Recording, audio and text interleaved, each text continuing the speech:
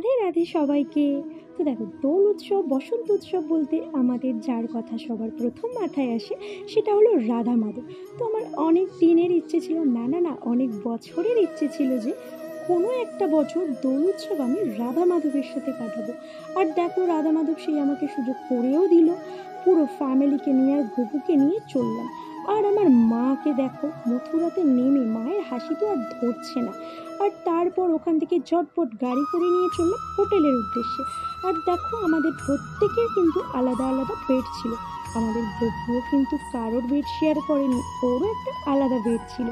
আর তারপর সকাল হতে না হতেই আমরা গপুকে নিয়ে বেরিয়ে পড়লাম রং খেলতে। আর দেখো, ভগবান দর্শন করতে গিয়ে সামনে ভগবানের সাথেই দেখা হয়ে গেল। তারপর ওখান থেকে আমরা চলে গেলাম বাঁকে বিহারী মন্দিরে, যেখানে আমরা রং খেলতে এসেছি ওই মন্দিরে গেলাম। কিন্তু ওই মন্দিরে গিয়ে দেখলাম বাপরে বাপ, এত ভিড়, এতটাই ভিড়। আর ওখানে রং খেলা তো আলাদা রকমের রং খেলা।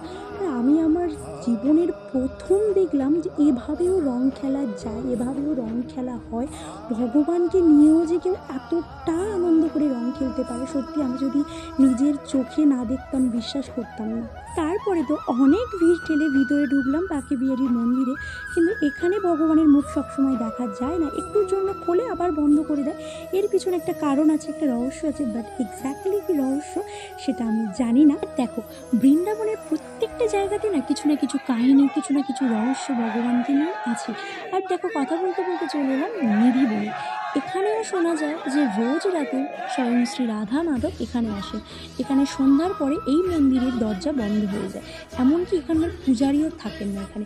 তারপরে তো আমরা এখানে তিনজনে মিলে একটু ঘুরে নিলাম, ঘুরে নিয়ে রাধে রাধে বলে বেরিয়ে পড়লাম। দেখো, যেতে যেতে গাছটাকে চোখে পড়লো, চিনতে পারছো এই গাছটাকে? এটাই সেই কদম গাছ, যে গাছে বসে স্বয়ং শ্রীকৃষ্ণ বাঁশি বাজাতেন। তারপরে চলে গেলাম পাশেই গঙ্গার ঘাট ছিল, গঙ্গার ঘাটে গেলাম। বোট চড়ার তো ভীষণ ইচ্ছে ছিল, বাট আমাদের আরও অনেক জায়গা যাওয়ার ছিল, তাই আর চড়া হলো না। ওখান থেকে চলে গেলাম প্রেম মন্দিরে। অ্যাকচুয়ালি প্রেম মন্দিরে এসেছিলাম শ্যুট করার জন্য, ভেবেছিলাম গপুকে নিয়ে সুন্দর সুন্দর শ্যুট করবো, বাট এতটাই ভিড় ছিল মন্দিরের সামনে, এতটা পরিমাণে আবির উঠছিল যে মন্দিরের গেটই খোলেনি। মন্দিরের বাইরেই সবাই মজা করছিল, আমরা মন্দির থেকে অনেকটা দূরে গপুর সাথে একটু রং খেলে নিলাম।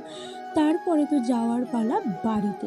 আর এদিকে দেখো, আমাদের গপুর তো ভীষণ মন খারাপ, বাড়ি যেতে চাইছে না। আর তার মধ্যে তোমরা কারা কারা বৃন্দাবন গেছো অবশ্যই আমাকে কমেন্টস করে জানিও। আজকের মতো টাটা, দেখা হচ্ছে নতুন কোনো ভিডিওতে। Bye bye.